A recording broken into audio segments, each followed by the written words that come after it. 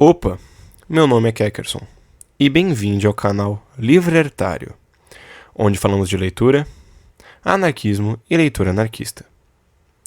No vídeo de hoje nós faremos a nossa última leitura do livro Entre Camponeses, do Enrico Malatesta, publicado em 2009 pela editora Edra. O texto se chama Em Período Eleitoral, e nele Malatesta elucida por meio de um diálogo as visões de um anarquista sobre as eleições. Bom, então sem mais delongas, a leitura. Em período eleitoral. Luiz. Um bom vinho, hein, amigo? Carlos. Não é ruim, mas é caro. Luiz. Caro? Não creio. Com todos os impostos, tanto do governo quanto do município, pagamos tudo o dobro de seu valor. Mas se isso ocorresse apenas com o vinho, o pão, o aluguel, tudo nos custa os olhos da cara. E falta trabalho, e quando nos empregam é por salários irrisórios. Já não temos meios para viver, mas em grande parte é por nossa culpa. Todo o mal vem de nós. Se quiséssemos, logo remediaríamos isso, e, justamente, este seria um bom momento para acabar com essa situação. Carlos. Como assim? Indica-me o meio. Luiz. Ora, é muito simples. És eleitor? Carlos. Que diabos pode te interessar que eu seja eleitor ou não? Luiz. Como? O que pode me interessar? És ou não? Carlos. Pois bem, se isso te interessa, sou eleitor. Mas é como se eu não o fosse, pois eu nunca vou votar. Luiz. Eis tudo. Todos iguais. E depois vós vos queixais. Não compreendes que sois vossos próprios assassinos e de vossas famílias? Sois de uma indolência e de um marasmo que merece a miséria na qual estagnais e, pior ainda... Carlos. Epa, chega, não te empolgues. Gosto de refletir e não peço nada mais do que ser persuadido. O que aconteceria, então, se eu fosse votar? Luiz. Mas como? É preciso refletir tanto assim? Quem faz as leis? Não são os deputados e os vereadores? Portanto, elegendo bons deputados e vereadores, teremos boas leis. Os impostos seriam menos pesados. O trabalho seria protegido e, por consequência, disso resultaria uma diminuição da miséria. Carlos. Bons vereadores e bons deputados? Há muito tempo cantam isso para nós, e seria preciso ser realmente cego e surdo para não se aperceber que são todos os mesmos fantoches. Ah, sim, escuta-os, agora que necessitam ser eleitos. Eles são todos admiráveis, todos muito democratas, dão tapinhas em vossas barrigas, perguntam como vão vossas mulheres e vossos filhos. Prometem-vos ferrovias, pontes, estradas bem conservadas, água potável, trabalho, o pão barato. Todo o diabo e seu séquito. Depois de eleitos, todos rivalizam em pilantragem. Adeus às promessas. Vossas mulheres e vossos filhos podem morrer de fome. Vossa região pode ser dizimada pelas epidemias e devastada pelos ciclones. Pode faltar trabalho, a fome pode muito bem devorar-vos. Os deputados têm outra coisa em mente bem diferente de vossas desgraças. Para remediar vossos males, não há nada melhor que os policiais. Depois, em alguns anos, recomeçam a farsa. Por enquanto, passada a festa, zomba-se do santo. E, sabes de uma coisa? O partido e a colaboração política importam muito pouco. Eles são todos, entendes? Farinhas do mesmo saco. A única diferença que há entre eles, vou te dizer.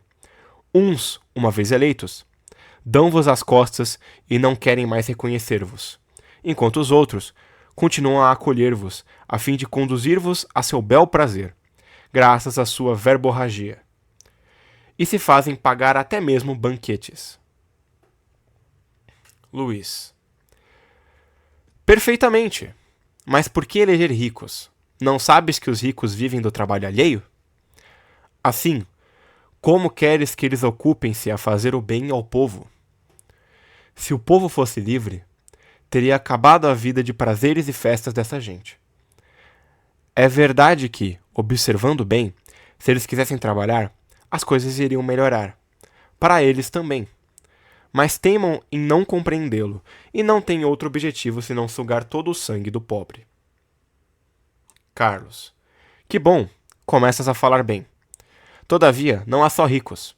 Também há aqueles que apoiam os interesses dos ricos e aqueles outros que desejam ser nomeados deputados para tornar-se ricos. Luiz.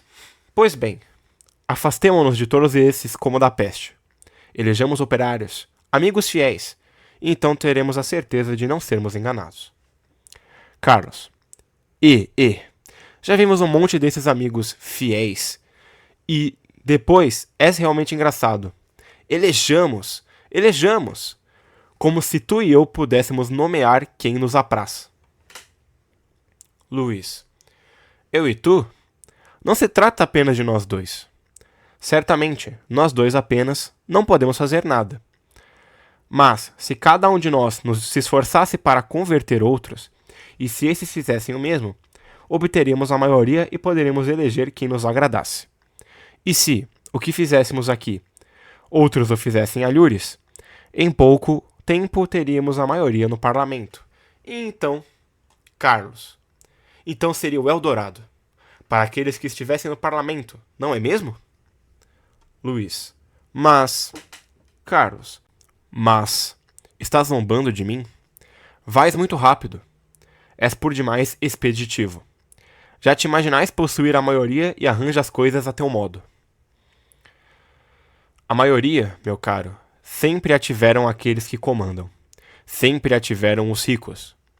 Imagina um pobre diabo camponês que tem sua mulher enferma e 5 filhos a alimentar.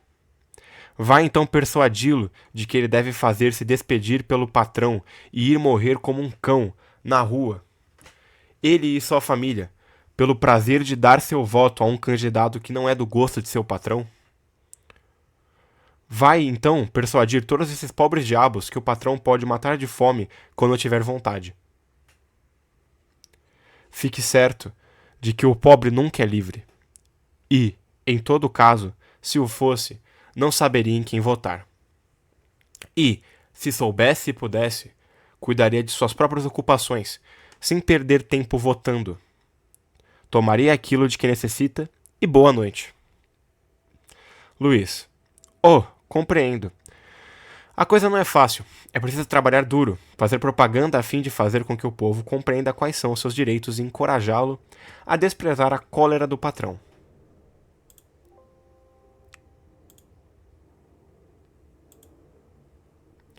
É preciso agrupar-se e organizar-se para impedir o explorador de pisotear a liberdade de seus operários, despedindo-os quando eles não partilham suas ideias. Carlos. E tudo isso a fim de conseguir votar em Pedro ou Paulo? Como és tolo! Mas sim, tudo o que aconselhas devemos fazê-lo. Mas com outro objetivo, devemos fazê-lo a fim de convencer o povo de que todas as riquezas da terra foram-lhe roubadas, que ele tem o direito de apoderar-se delas e que, quando quiser, terá a força para isso. E que ele deve apoderar-se, ele próprio, sem esperar a palavra de ordem de quem quer que seja. Luiz, mas enfim, onde queres chegar? Será sempre necessário alguém para dirigir o povo, para organizar as coisas, para cuidar da justiça, para garantir a segurança pública. Carlos, claro que não. Luiz, e como queres fazer?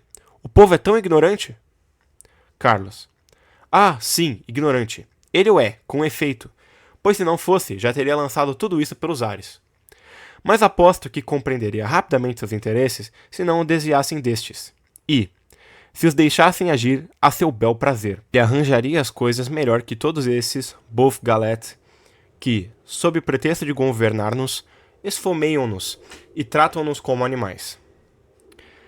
És muito engraçado com tuas tolices sobre a ignorância popular.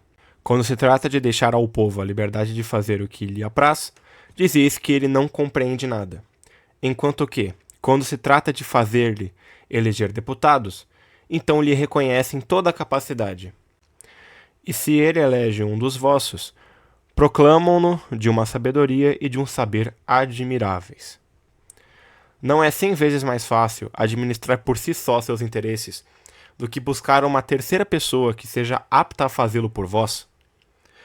Não apenas, neste caso, é preciso saber como os interesses devem ser geridos a fim de escolher com todo o conhecimento de causa, mas ainda saber julgar a sinceridade, o talento e todas as qualidades daquele que solicita vossos sufrágios.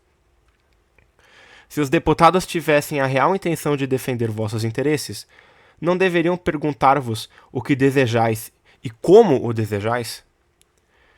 E como não é assim, por que conceder a um único o direito de agir segundo sua fantasia e trair-vos se isso lhe agrada? Luís. Entretanto, como os homens não podem fazer tudo por si mesmos, é preciso que alguém se ocupe dos interesses públicos e faça política. Carlos. Não sei o que entendes por política. Se entendes a arte de enganar o povo e escorchá-lo fazendo-o gritar o mínimo possível, esteja certo de que nós a dispensamos de bom grado. Se entendes por política o interesse geral e a maneira de caminharmos todos de acordo para o bem-estar de cada um, então é algo que todos deveríamos conhecer, do mesmo modo que todos nós, por exemplo, sabemos beber e comer e também nos divertir sem incomodar nossos semelhantes e sem nos deixar incomodar por eles. Que diabo! Seria engraçado se, para assoar-se, fosse necessário recorrer a um especialista e conceder-lhe o direito de nos torcer o nariz se não nos assoássemos à sua maneira. Por sinal, é bem compreensível que os sapateiros façam sapatos e os pedreiros construam casas.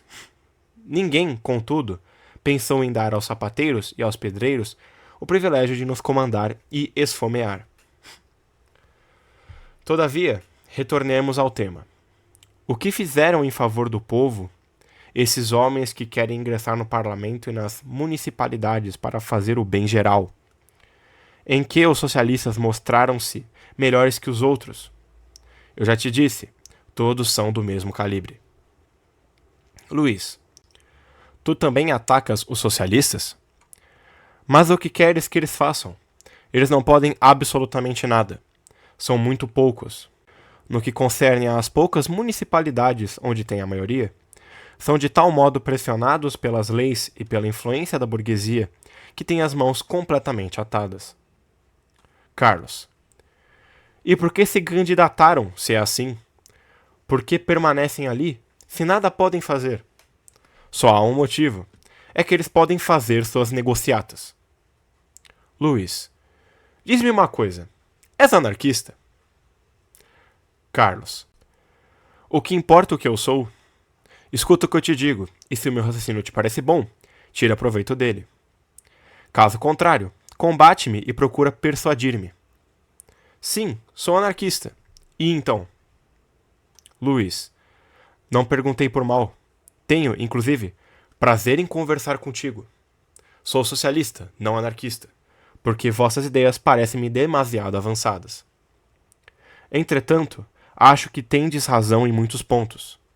Se eu soubesse que és anarquista, eu não teria dito que se poderá obter melhorias graças às eleições e ao parlamento, porque eu também sei que enquanto houver pobres, serão sempre os ricos que farão as leis, e que as farão sempre em seu proveito. Carlos. Mas, então, és de uma insigne má fé? Caramba! Conheces a verdade e pregas a mentira? Enquanto não me sabias anarquista, insistias que, elegendo bons vereadores e deputados, poderíamos transportar o paraíso para a terra. Agora que sabes o que sou e que compreendes que não engulo essas tolices, confessas que pelo parlamento nada se pode obter. Por que então vir encher nossas cabeças com esses convites para votar? Pagam-vos para enganar a pobre gente? Como não é a primeira vez que eu te vejo, sei que és um autêntico operário, daqueles que vivem unicamente de seu trabalho. Por que então desviar os camaradas para fazer o jogo de alguns renegados que, com a desculpa do socialismo, desejam passar-se por senhores e governar-nos? Luís. Não, não, meu amigo. Não me julga mal. Se instiga o povo a ir votar, é no interesse da propaganda. Não compreendes a vantagem para nós de termos alguns dos nossos no parlamento? Eles podem fazer propaganda melhor que um outro, pois viajam gratuitamente e não são muito incomodados pela polícia. Em seguida, quando falam do socialismo no parlamento, todo mundo presta atenção e discute-se sobre o tema. Isso não é propaganda? Não é ganho? Carlos. Ah, e é para fazer propaganda que vos transformais em intermediários eleitorais? Bela propaganda essa! Vejamos. Ides insistindo com o povo para que ele tudo espere do parlamento. Dizes ele que a revolução é inútil, que o trabalhador não tem outra coisa a fazer senão jogar um pedaço de papel em uma urna e, em seguida, esperar, de boca aberta, que o maná caia-lhes do céu. Isso não é, ao contrário, propaganda às avessas. Luís, tens razão. Mas o que queres fazer? Se não agíssemos assim, ninguém votaria. Qual seria o meio de convencer os trabalhadores a votar, após teres afirmado que eles nada devem esperar do parlamento e que os deputados não servem para nada? Diriam que zombamos deles? Carlos, bem sei que é preciso operar dessa maneira para convencer o povo a votar e a eleger deputados. E isso nem mesmo é suficiente. É ainda indispensável fazer um monte de promessas que se sabe de antemão não poder cumprir. Também é preciso cortejar os ricos, mostrar-se ao governo. Em resumo, misturar água e óleo e não dar a mínima para ninguém. Em caso contrário, não se elege. E por que me vens, então, encher meus ouvidos de propaganda, se a primeira coisa a ser feita, e que não deixas de fazer, é ir contra a propaganda? Luís, não direi que estás errado. No entanto, deve-se convir que é sempre uma vantagem que alguém dos nossos tenha voz no parlamento. Carlos, uma vantagem? Para ele. Não digo que não seja verdade. E também para alguns de seus amigos. Todavia, para a massa do povo, realmente não. Vai contar isso aos perus e aos gansos? Se ao menos não se tivesse tentado. Vá lá! Mas já faz algum tempo que os ingênuos enviam socialistas ao parlamento. E o que se obteve? Os deputados acomodam-se e corrompem-se logo após o ingresso na Câmara. Desde que Tolan e Nadaldi viraram casaca, outros o seguiram. Basile não é o único renegado. Vimos socialistas tornarem-se simples radicais e, inclusive, oportunistas. Misturaram-se à canalha republicana. Se me refiro a canalhas, não te enganes, viso apenas aos chefes. Quanto aos operários que se limitam a ser apenas republicanos, são pobres coitados que pensam andar no bom caminho e não percebem que são enganados e mistificados pior do que pelo vigário. Para voltar ao que dizíamos há pouco, o único resultado que obtivemos é que os deputados socialistas que, antes de se elegerem, eram perseguidos como malfeitores porque falavam de revolução, são hoje apreciados e estimados pelos ricos e apertam as mãos dos prefeitos e dos ministros. E, inclusive, se ocorrer de serem condenados, o que só acontece por questões burguesas não tendo nada a ver com a causa operária, mesmo assim calçam luvas para processá-los e quase lhes pedem desculpas. Isso acontece porque os dirigentes sabem que estão em companhia de cães tão servis como eles. Hoje é a vez de uns. Amanhã será a vez dos outros. E, em fim de contas, todos acabam se entendendo para roer o osso popular. Observa um pouco se esses bons senhores ainda têm vontade de quebrar a cara pela revolução. Luís, és demasiado severo. Sim, sabemo-lo. Os homens são homens, e é preciso suportar suas fraquezas. De resto, o que isso pode significar senão que, até o presente, aqueles que elegemos não souberam cumprir seu dever ou não tiveram coragem para isso. Quem nos obriga a eleger sempre os mesmos? Escolhamos outros melhores. Carlos. Sim, desse modo o Partido Socialista vai se tornar uma fábrica de canalhas. Já não fizemos desabrochar bastantes traidores? É, pois, indispensável engendrar outros mais? Sim ou não? Queres enfim compreender que aqueles que vão ao moinho sujam-se de farinha? Do mesmo modo, aqueles que se põem a frequentar os ricos tomam gosto pela boa vida, sem trabalhar.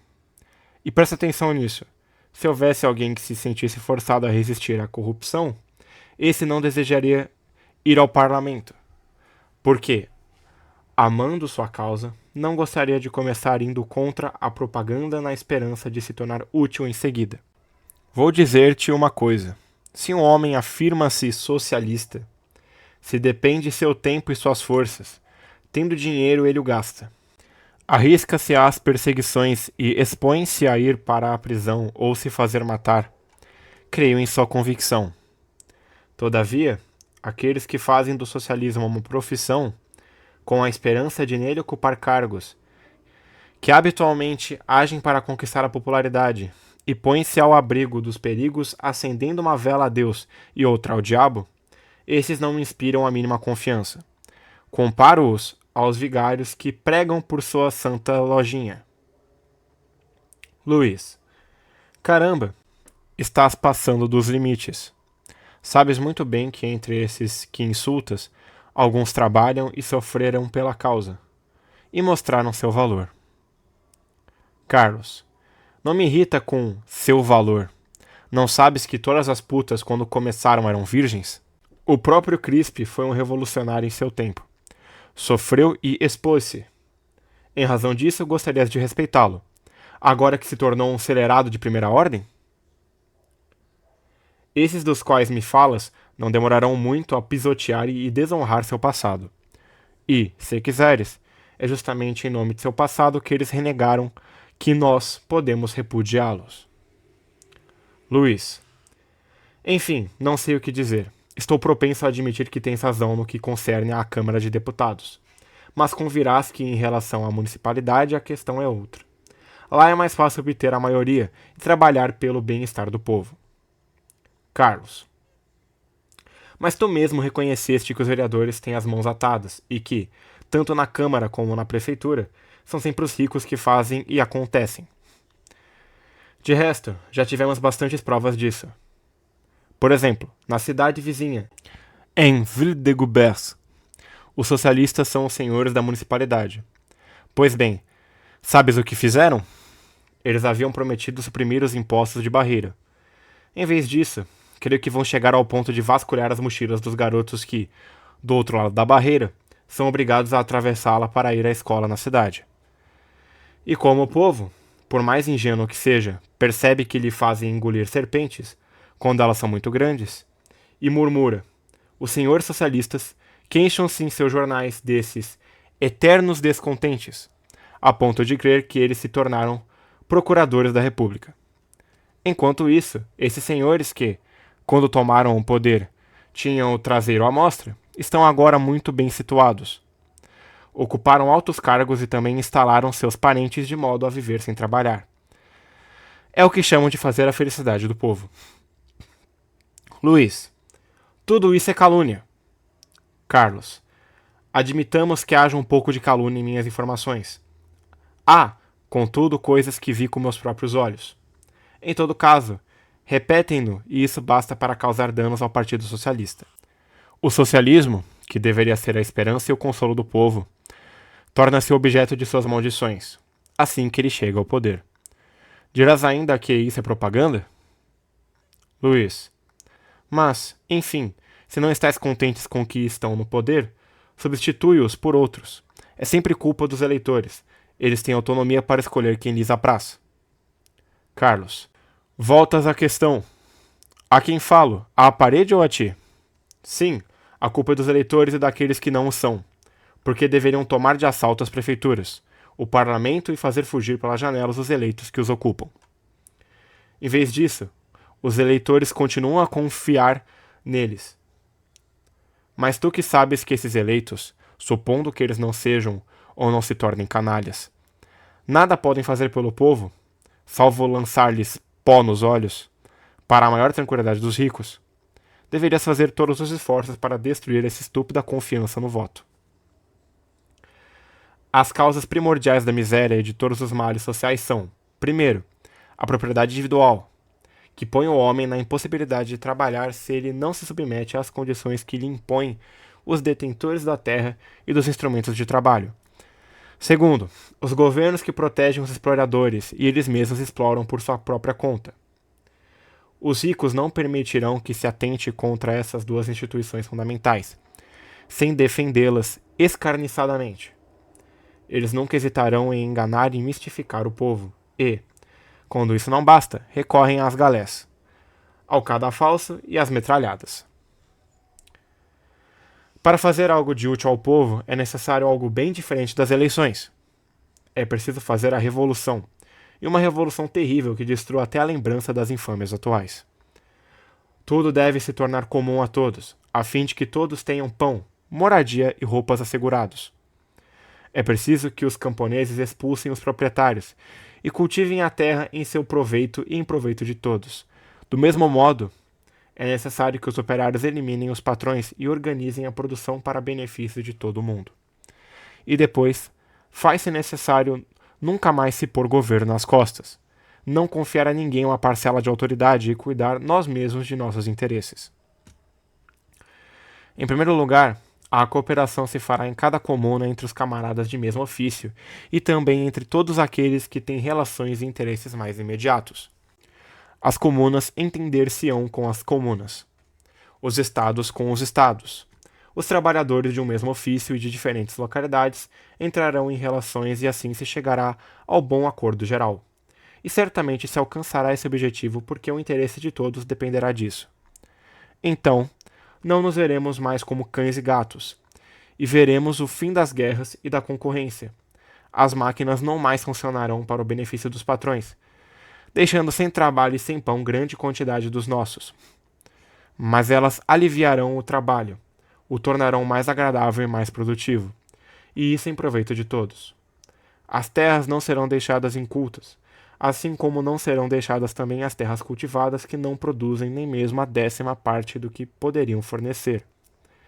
Ao contrário, todos os meios conhecidos serão empregados para aumentar e melhorar os produtos da terra e da indústria, a fim de que os homens possam cada vez mais amplamente satisfazer todas as suas necessidades.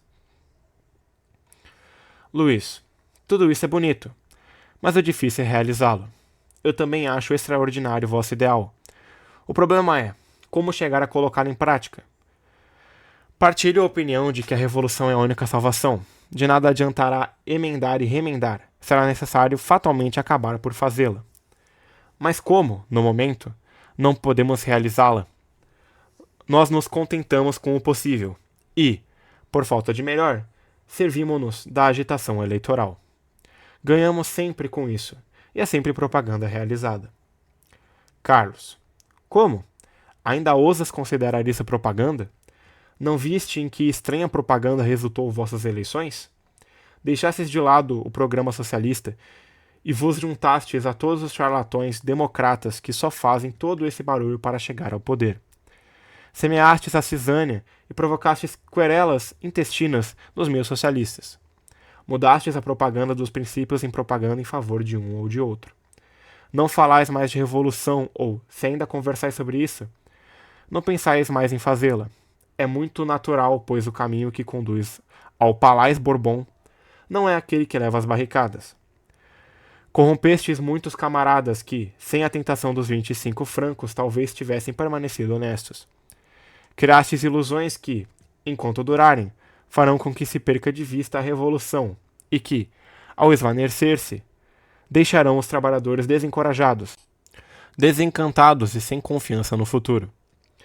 Desacreditastes o socialismo em relação às massas que começam a considerar-vos como um partido de governo, e suspeitam de vós e vos desprezam. É o destino que reserva o povo a todos aqueles que estão no poder ou querem obtê-lo. Luiz, mas, enfim, o que queres que façamos? O que fazeis? Por que, em vez de combater-nos, não fazeis melhor que nós? Carlos, eu não te disse que fizemos e que fazemos tudo o que poderíamos e deveríamos fazer.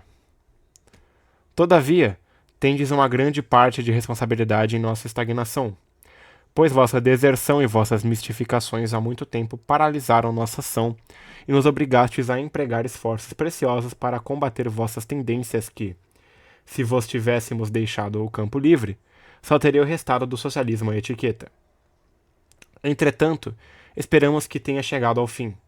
De um lado, aprendemos muitas coisas, e estamos em situação de tirar proveito da experiência e não recair nos erros do passado. Por outro lado, entre vós próprios, os convictos começam a enojar-se com vossas eleições. A experiência dura há tantos anos e vossos eleitos mostraram-se tão incapazes, para não dizer outra coisa, que agora todos aqueles que amam realmente a causa e que têm o temperamento revolucionário abrem os olhos. Luís, pois bem, fazei então a revolução, e esteja certos de que, quando erguerdes as barricadas, estaremos ao vosso lado. Pensas que somos covardes? Carlos, sim, é uma teoria cômoda, não é?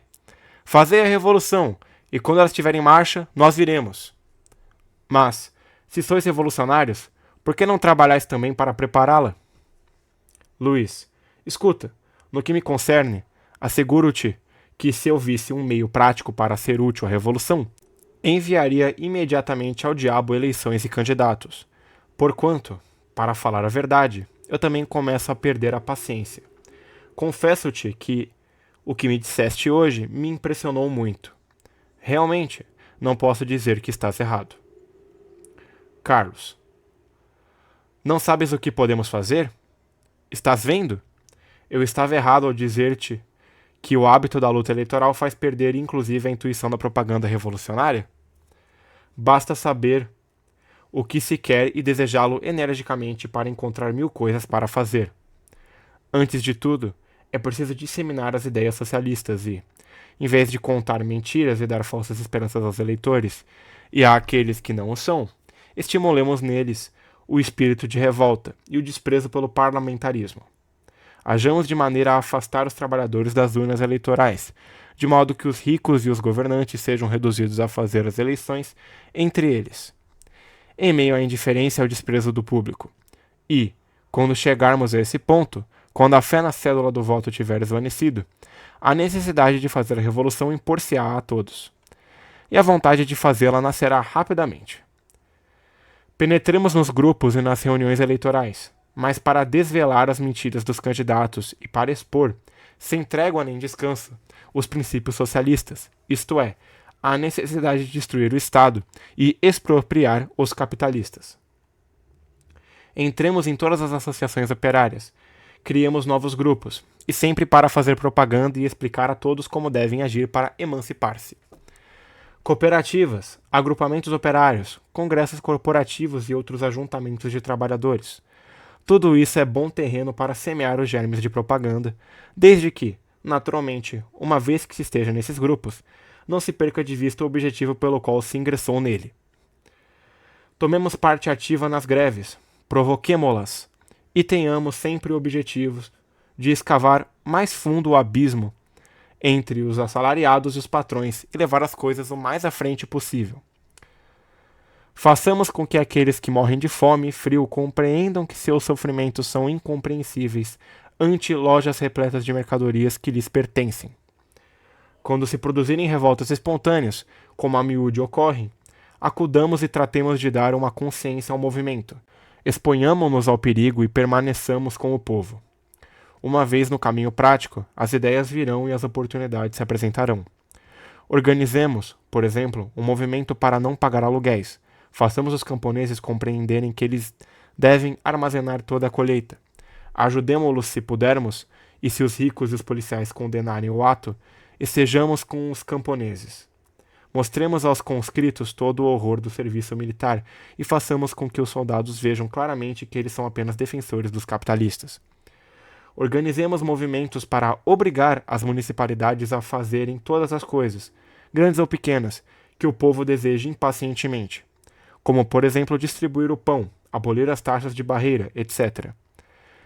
Permaneçamos sempre no meio da massa, tratemos de fazê-la compreender o que ela deve desejar e habituemo-la a arrancar as liberdades, pois elas nunca lhes serão concedidas de bom grado. Enfim, que cada um faça todo o possível, segundo a situação que ocupa, tomando sempre como ponto de partida as necessidades imediatas do povo e sempre estimulando nele novas aspirações. E, no meio dessa atividade, aproximemo-nos dos temperamentos que, pouco a pouco, chegam a compreender e, em seguida, aceitar com ardor nossas ideias. Com estes, cerremos fileiras, entendamo-nos e preparemos assim os elementos para uma ação decisiva e geral. Luís, pois bem, isso me agrada. Ao diabo as eleições e mãos à obra. Dá-me a mão e viva a anarquia e a revolução social. Carlos, bravo e avante! Bom, o vídeo foi esse. Fico muito feliz de ter terminado esse livro com vocês. Nem eu lembrava o quão bom eram os textos desse livro. Mas aqui estamos. Conseguimos pela primeira vez ler um livro inteiro aqui no canal. Como vocês devem ter notado, eu mudei um pouco a organização dos textos. Então, apesar de eu ter dito no início que esse livro seria a primeira leitura básica, ele entrou na categoria de clássicos, e alguns anteriores entraram para a categoria de básicos. Só avisando mesmo. Mas enfim, se gostou, curta, compartilhe para quem você acha que gostaria e comente suas opiniões, dúvidas e sugestões. No mais é isso e nunca se esqueçam. Sejamos sempre livres pensadores. Um abraço a todos vocês.